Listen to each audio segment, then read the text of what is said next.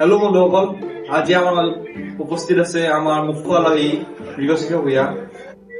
আমি মৃগশিখা ভূঞাক এটা ডাঙৰ উৎসাহেৰে আদৰণি জনাইছো। বন্ধুসকল ক্ষমা কৰিব, আমাৰ প্ৰথম আলহী এতিয়া আমাৰ মাজত নাই, তেওঁ উঠি গ'ল। উপায় নাই, কিছুমান সময়ৰ গতি আমি আগবাঢ়িব লাগিব।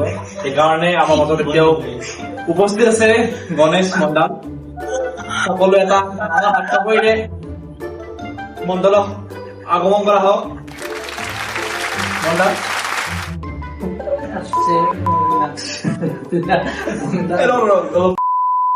মণ্ডল প্ৰথম কুৱেশ্যন আমাৰ ফালৰ পৰা, ঠিক আছে, লাইফৰ ফালৰ পৰা প্ৰথম কুৱেশ্যন হৈছে আপোনাৰ ঘৰ ক'ত?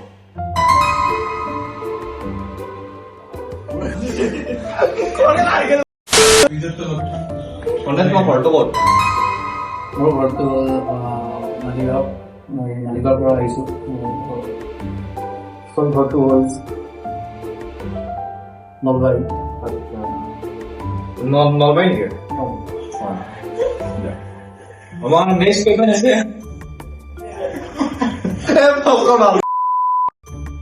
গণেশ, আমাৰ দ্বিতীয় প্ৰশ্নটো হৈছে আপোনাৰ জীৱনত দ্বিতীয়তে কি হ'ব ইচ্ছা আছে আগন্তুক জীৱনত?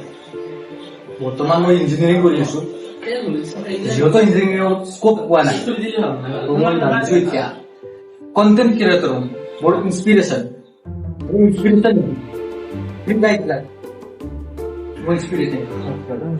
নেক্সট গণেশ, যদি আপুনি ইঞ্জিনিয়াৰিং কমপ্লিট কৰি কিনে এটা ডাঙৰ চাকৰি পাবলৈ সক্ষম হয়, তেতিয়া কি আপুনি আকৌ কণ্টেণ্ট ক্ৰিয়েটিঙলৈ ঘূৰি আহিব নে?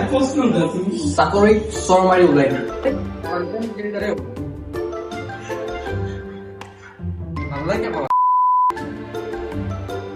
আপুনি বহুত ডাঙৰ এটা বল্ড এনচাৰ দিলে, আমাৰ শুনি ভাল লাগিল।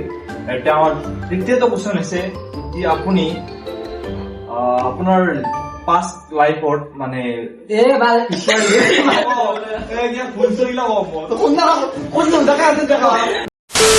আমাৰ মাজৰ পৰা গণেশ উঠি গ'ল, তেওঁ অলপ মানসিক ভাৰসাম্যতাৰ কাৰণে গুচি গ'ল।